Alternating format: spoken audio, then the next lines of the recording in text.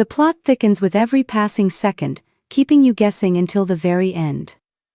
Stay on the absolute edge of your seat with our latest collection of cinematic tales and dark mysteries. Subscribe now and hit the bell for every update. Watched them from across the room, not him, her. She was standing near the bar cart my mother had given us as a wedding gift, the one with the brass handles I'd polished myself maybe a dozen times, and she was laughing at something my husband had said, and the way she laughed, head tilted back, hand touching his forearm, made something go very still inside me. I set my glass down on the nearest surface and I watched. 200 people in that room. Colleagues, clients, city council members, the woman from the preservation board who had fought us on the Keller Commission for 8 months, my business partner from when I first started out, before there was a firm, my mother-in-law, wearing the blue dress she saves for occasions she considers important. 200 people, and I was the only one who knew what I was watching. I should back up. My name doesn't matter for this part. What matters is that I am an architectural historian. I have been one for 17 years. I specialize in adaptive reuse, taking buildings that were built for one purpose and finding what they can become. Warehouses into schools, churches into housing, factories into the kinds of spaces people actually want to spend time in. I write about it, I consult on it. I've spent the better part of the last decade building a reputation in this field that I am genuinely proud of. The kind of reputation you can only build by doing the work, year after year, and not cutting corners, and being right more often than you're wrong.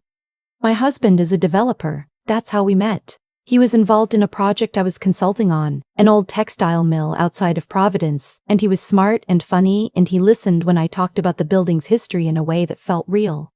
We got married 4 years later. We were, by most observable measures, a good team. What I didn't understand clearly enough for a long time was the difference between a team and a partnership. In a team, there are roles. In a partnership, there is ownership. I thought we had both. I had the wrong idea about which one I was operating under. When he hired her, he told me she was a researcher. That was the word he used. Researcher. He said she'd been referred to him by someone at a conference, that she had a background in historic preservation, that she could help with documentation on a project he was developing in the waterfront district. I had no reason to be suspicious of that. That's a real job. That's the kind of person he would legitimately need. What I didn't realize, what I was slow to understand even as certain things started to not quite add up, was that he had begun introducing her, quietly, in the margins of conversations, as someone more central to the work than she was. A passing mention here. A shared byline on a proposal summary that I had drafted, where her name appeared in a way that implied co-authorship. A project description sent to a client that listed her as the lead researcher when I had done the research. Small things. The kind of things that, individually, you explain away. I explained them away for longer than I should have. The event that night was a reception for a preservation award. The firm, his development firm, which he'd insisted early on should carry only his name because it was cleaner for branding purposes, a decision I had agreed to without fully thinking through what I was agreeing to, had been nominated for work on the Callaway Building, a Beaux-Arts commercial building downtown that had sat vacant for 11 years, before we brought it back as mixed-income housing with ground-floor retail and a small museum wing dedicated to the neighborhood's labor history. That building was mine, not legally, not on paper, not in any of the ways that matter when things fall apart. But the concept was mine, the research was mine, the narrative framework that made the museum wing fundable, the one that connected the building's original tenants to the current neighborhood demographic, that made the preservation argument a social justice argument, that was mine. I'd spent 9 months on it. I gave up a consulting contract in Seattle to stay local and finish it. I sat in that building in January with a portable heater and original payroll ledgers from 1911, and I built that story from the ground up. When they called his name at the podium, I assumed he would say something gracious. He usually did. He was good at that. Gracious, inclusive language in public settings. The kind of language that makes people think you're a collaborator even when you're not. Instead, he gestured toward her. He said her name. He said she had been the creative and intellectual force behind the project's vision. He said the museum wing had been her idea, her research, her framework. He said it clearly. He said it into a microphone. He said it in front of 200 people who were applauding. I stood very still. I put down my glass. I walked out. I drove home in silence. Not the radio off kind of silence, the kind where you're choosing silence because sound feels like an intrusion. The kind of silence that is actually very loud. I had known something was wrong for a while. I want to be precise about that. I am not someone who gets blindsided cleanly. I had felt the shape of this, not the full shape, not the specifics, but the outline of it. The way he had started describing the Callaway project to people at parties without mentioning me, the way her name had started appearing in places mine had been, the way when I asked him about it directly one evening about 6 weeks earlier, he'd said I was being territorial, that I was making it weird, that this was a professional environment and I needed to trust him. I had not trusted him, but I had not yet acted on that. That night I started acting on it. I should tell you about my neighbor. She lives 3 houses down. She's been a real estate and intellectual property attorney for 22 years. We've been friends the way neighbors become friends, slowly, over time, through borrowed things and parallel dog walks, and one night about 4 years ago when her basement flooded and I had the only wet-dry vac on the block, about 2 months before the awards ceremony, I had sat in her kitchen and told her what I was observing. Not because I was certain, not because I had a plan, but because I needed to say it out loud to someone who would take it seriously, and she is constitutionally incapable of not taking something seriously. She had asked me one question: "Is your work documented?" I told her yes, everything. I am meticulous about documentation in a way that goes beyond professional habit. It's almost compulsive. Research notes with timestamps, draft iterations saved under dated file names, email correspondence with clients and contractors that goes back years, all archived under my own personal accounts, not his firm's server. Physical notebooks, which I date at the start of each one. She had said, "Okay, let me look at a few things." Over the following weeks, she had looked at a few things. More than a few things. She had done it quietly and without drama, and she had told me, with the particular calm of someone who has spent 2 decades in rooms where very bad news gets delivered, that my documentation was unusually strong, and that if it ever came to it, my position was solid. When I walked in the door that night after the reception, she was already awake. I had texted her from the parking garage.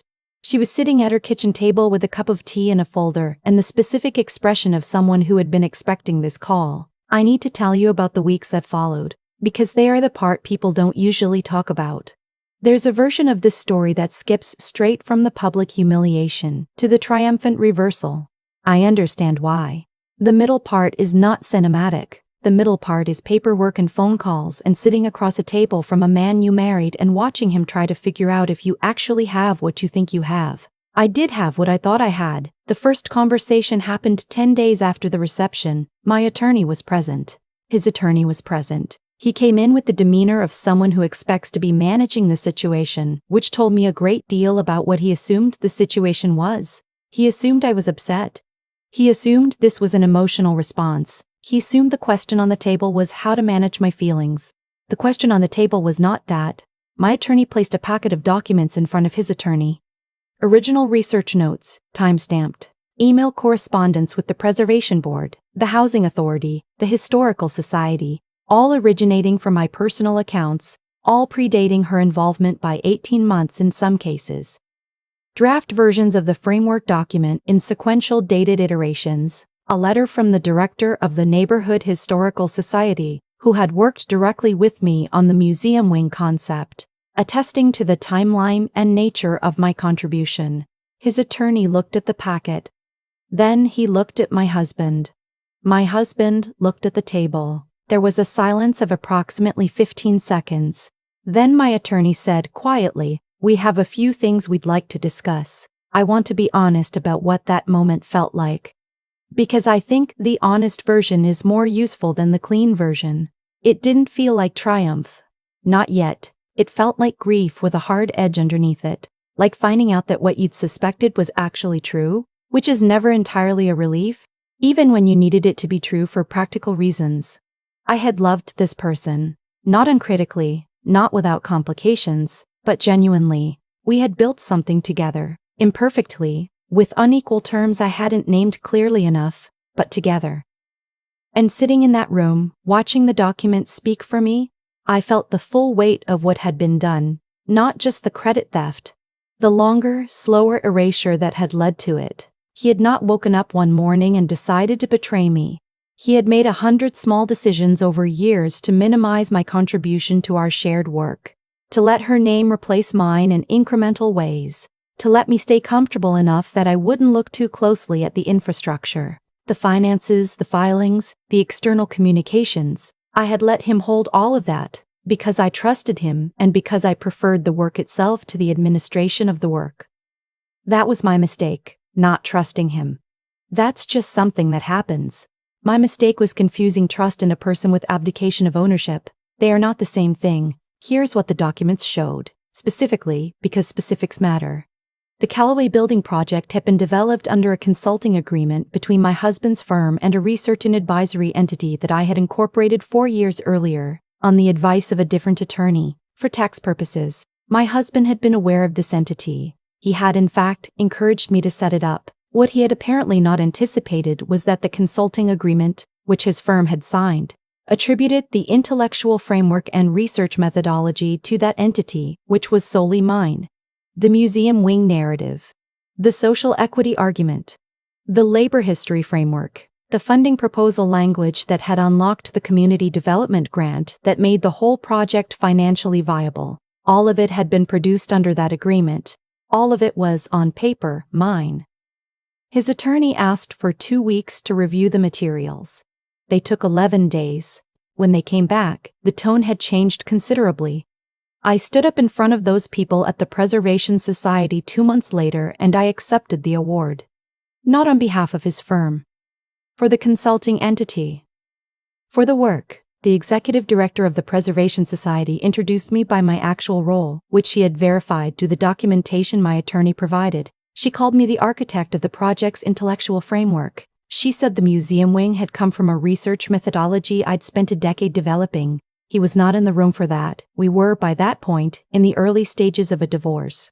And the terms were becoming clear to both of us. I want to tell you about the moment I spoke up at the ceremony, because it's the part I wish had been in the story from the beginning, the part I hadn't given myself in the first version. When the director finished her introduction, I stepped to the microphone, and before I said anything else, I said, I want to be clear about something. This work came from my research, my methodology, and 17 years of building something I believed in. I'm grateful to everyone who contributed, but I need to name what it is and where it came from because that matters. It has always mattered. 200 people, different 200 people, same room, different room, quieter this time, and then not quiet at all. The divorce was not easy. I am not going to tell you it was. There were months where I was doing the work of rebuilding professionally, while simultaneously doing the work of untangling a shared life, and some days that felt impossible. Some days I sat in the apartment I'd moved into, smaller than our house, quieter, mine. And I thought about how much I had let slip through my hands by not paying attention to the parts that felt tedious. She, the woman at the reception, had, as far as I know, not understood the full scope of what he had been doing. She had been presented with a version of events in which she was a legitimate collaborator. I don't know what she knew and didn't know, and at a certain point that stopped being my problem to solve. He lost the ability to use the Callaway project in his firm's portfolio without attribution language that named me as the originating researcher. That was a condition of the settlement, not a dramatic condition, not punitive, just accurate. Accuracy, it turns out, can be its own form of consequence. I am not here to tell you that I became a different person after this. I didn't transform. I didn't suddenly become someone who distrusts everyone or someone who has it all figured out. I still work in the same field. I still love old buildings and the stories they hold and the way a space can be transformed without being erased. What changed is smaller and more durable than transformation. I put my name on things now. Not aggressively, not as a performance, but deliberately.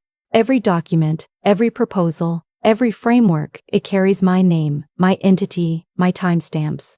The administrative work that used to feel like a distraction from the real work, I now understand as being the real work's foundation. You can create something beautiful and true, and it can still be taken from you if you haven't built the infrastructure around it. Infrastructure is not romantic. It is also not optional. My attorney, my neighbor, my friend, 3 houses down, told me something the week the settlement was finalized that I keep coming back to.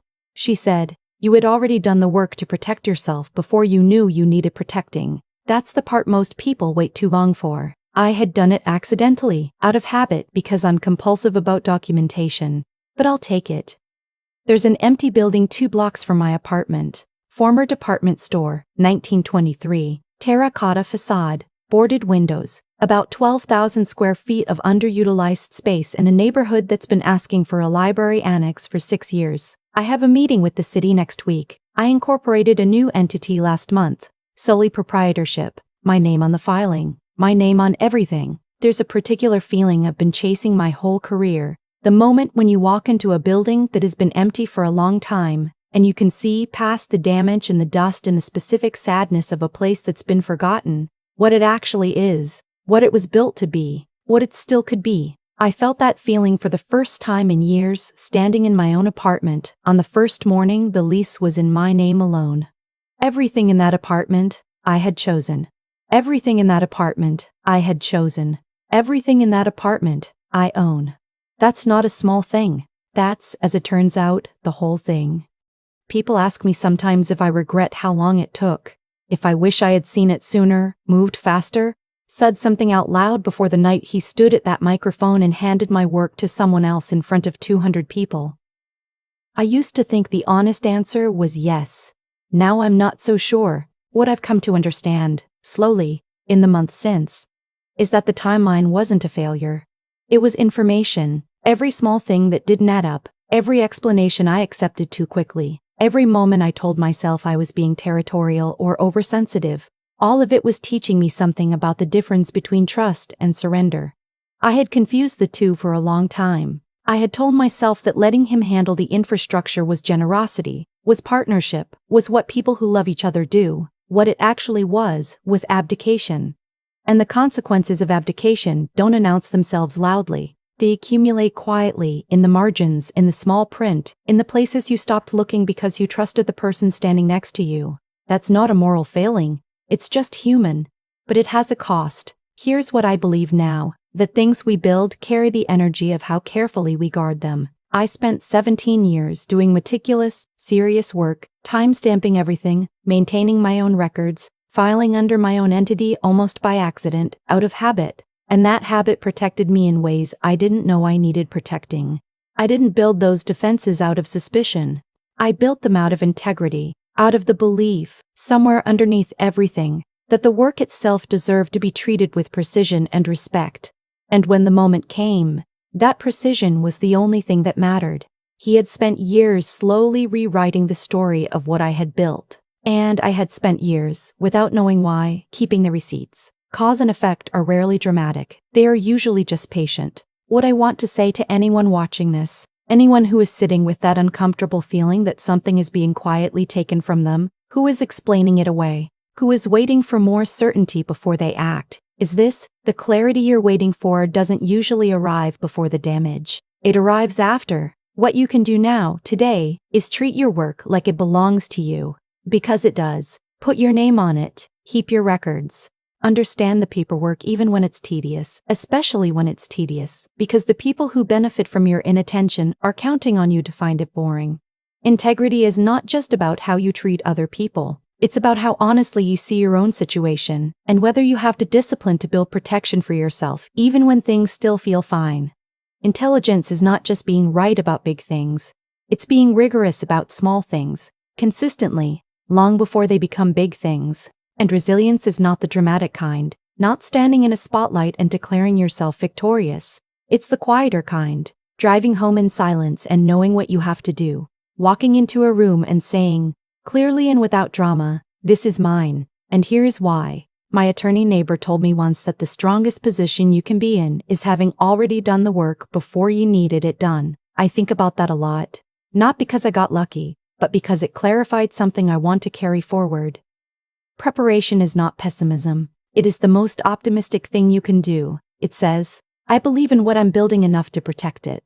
That old department store 2 blocks from my apartment is waiting. My name is already on the filing.